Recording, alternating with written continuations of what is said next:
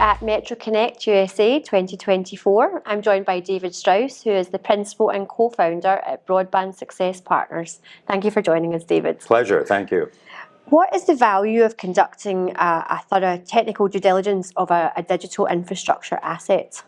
Well, the reason for doing a thorough and complete assessment is to ensure that you uncover any problems or any issues. And if you're on the buy side, knowing that and taking that into account in the context of valuing, the asset and the offer you plan to make, the bid you plan to make. On the sell side, it's actually more a matter of knowing that issue ahead of time and addressing it. But by thorough and complete technical due diligence, we really mean going very deep in terms of assessing the CapEx, capital expenditure, operating expense, the network metrics themselves, looking at outside plant, service metrics. Occasionally we're asked to look at upgrading of the network. What would the cost and effort be to do that, for example? So looking at all of that is critically important, because if you don't do it completely, things can be missed. Yeah. And it's important to know these things ahead of time. And does the value of technical due diligence differ if your client is on the sell side versus the buy side? No, the methodology we employ is the same, right? So we typically start each engagement, whether it's on the buy side or the sell side, with about 100 questions. Okay. Right? And our hope is to answer all of those questions through the data we see in the virtual data room, the various technical documents. However, not all questions are answered that way, and thus we interview management. And that's a very important part of what we do, done on both the buy side or the sell side. The value on the sell side is a bit different. The methodology we deploy is the same, but the value, if you're on the sell side, is if you've uncovered those issues, addressing those issues before you go into the market to raise capital. Furthermore, it has been said that if you do a sell-side due diligence, it can actually accelerate the entire process by upwards of 2 months. Oh my goodness. So if you've hired the right resource, us, for example, to do that independent assessment, then the bidding community, and we're known in that bidding community having done over 80 engagements for over 50 clients, sees that as sort of an independent view, and then uses that information as part of their overall decision making. That's on the sell side what the value would be. And on the buy side, as I say, the same approach, but again, uncovering those issues and taking those into account with respect to your bid is also very important. I should also point out that an integral part of the methodology is actually working very closely with the commercial advisor. Right, okay. Right? So the commercial advisor is putting together models having to do with sort of where the business is going, the future growth of it, the revenue opportunity, and so on. And the CapEx, or capital expenditure portion of their model, is something that we weigh in on, right? Either providing those inputs or validating the inputs that they're utilizing. So that's really interesting. Thank you for joining us, David. It's much appreciated. Thank you. Appreciate it. I am joined by Jay Rolls. He's the Chief Technology Officer at Broadband Success Partners. Thank you for joining us, Jay. Thank you for having me. Jay, what has been your experience of moving from a 90,000 employee service provider to a boutique advisory firm? It's quite a big change moving from such a large company. I enjoyed working in large companies most of my career, and so it's pretty amazing what so many people rowing in the ship can do.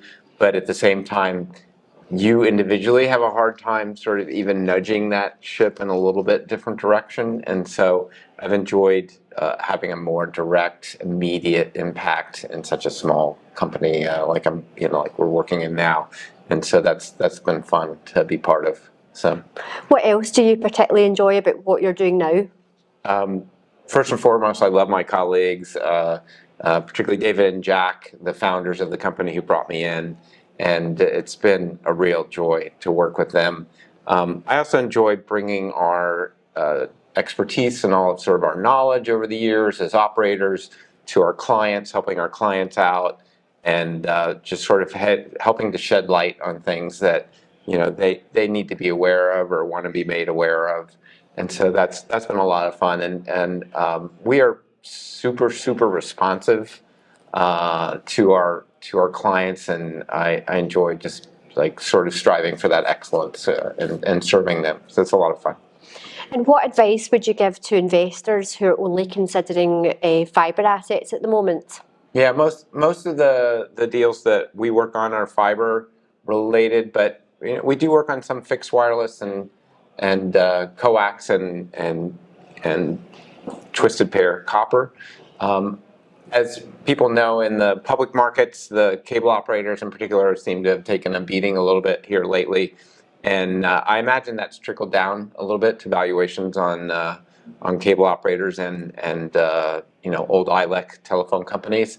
So particularly with the cable operators, that those platforms can be pretty powerful still. Okay. Obviously, the cable operators are competing pretty well against fiber. So yeah, I think those, everything's right for the right price, but I think those are assets that definitely should be, not ignored as investors are looking at the whole space. So.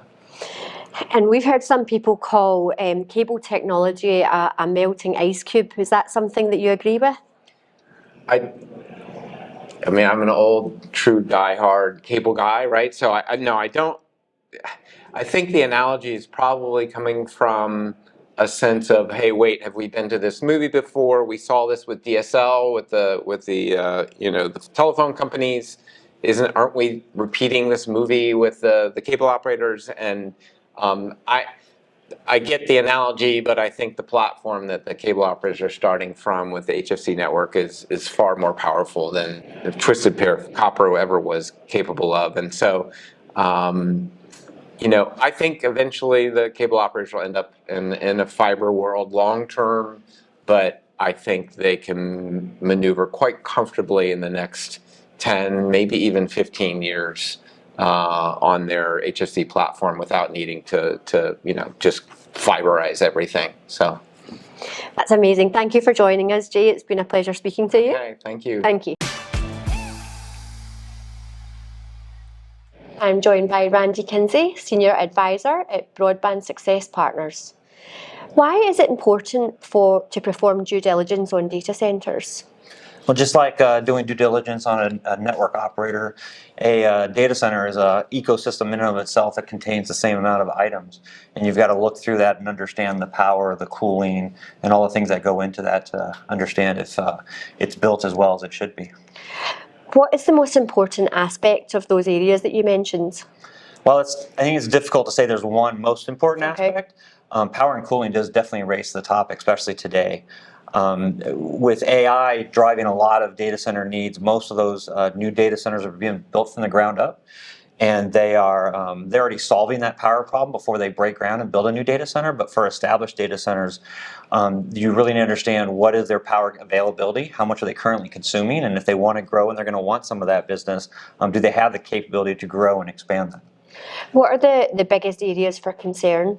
Some of the biggest areas concerned outside of power and cooling are other things like the physical structure for established data centers. How are they built? Can they expand? How are they, if they're a co-location facility or a tenant facility? How are they managing physical security? How are they granting access? How are they operating the facility? What services do they offer for smart hands and things like that? Randy, thank you so much for joining us. It's been a pleasure talking to you. Likewise, thank you. I'm Ryan Tom. I'm a principal at NovaCap Investments. We're an investor in digital infrastructure across North America.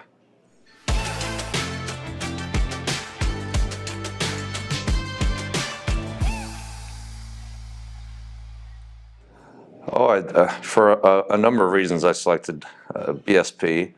Certainly their wealth of experience. I mean, they're all, both David, Jack, Jay, the whole gang that have been operators in the space for many, many years. And that experience is pretty unrivaled, I think, in our industry. And then the reputation. They have a reputation not only for that expertise, but also for for a great deal of service. When you hire BSP, you get to work with them, and they're on every call, and you get to sort of benefit from that expertise through and through. Those are some of the reasons why I selected them to begin with.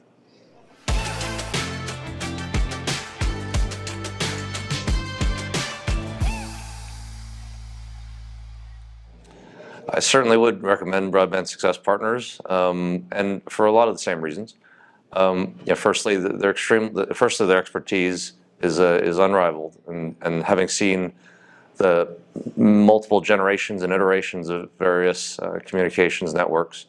But secondly, they're extremely user-friendly, and if ever one has a question about a specific detail or a general or broad concept, they're always available to pick up the phone and talk it through and explain it to somebody like myself, and that has always been one of the charming things about working with Broadband Success Partners.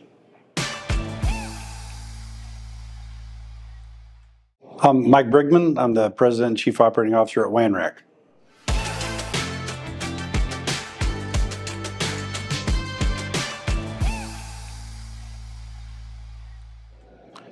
We selected Broadband Success Partners out of the great experience we had with them. They were actually the technical support firm for CBRE Infrastructure Management, which acquired us. And we had such a great interaction with them that when it came time for us to make a few other acquisitions, we chose to bring them on board as well, and they did a great job for us there as well. So it's been a great relationship.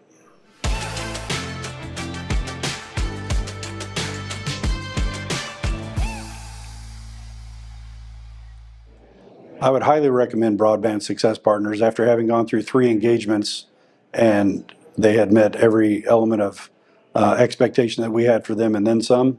And so obviously, if we wouldn't have brought them on board to do a second and a third transaction with us if we weren't satisfied with the results of the engagement.